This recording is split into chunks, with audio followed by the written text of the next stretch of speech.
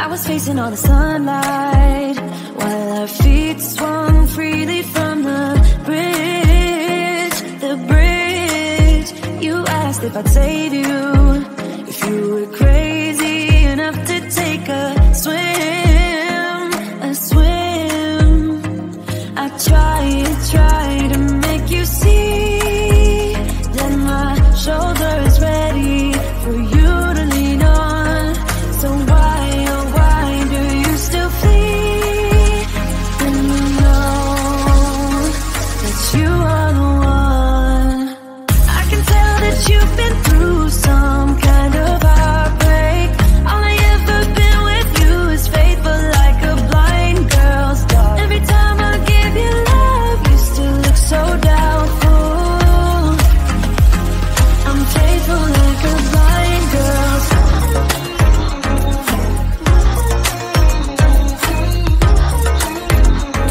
I'm faithful like a blind girl's dog.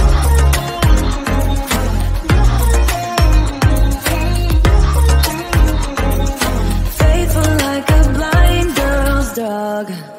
We were walking on the sidewalk when we bumped into this person that I knew. You thought it was an old flame, but I told you it's not, so let it go. It go. I try to make you see that I would not betray you in a million years. So why, oh why do you still flee when you are all that I want? I can tell that you've been through some kind of heartbreak. All I ever been with you is faithful like a blind girl's dog. Every time I give you love, you still look so doubtful.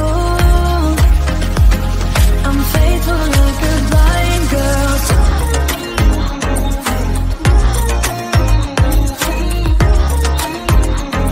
I'm faithful like a blind girl's dog.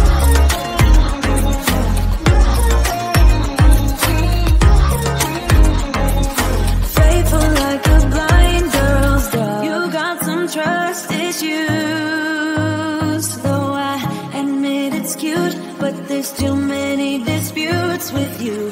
Once and for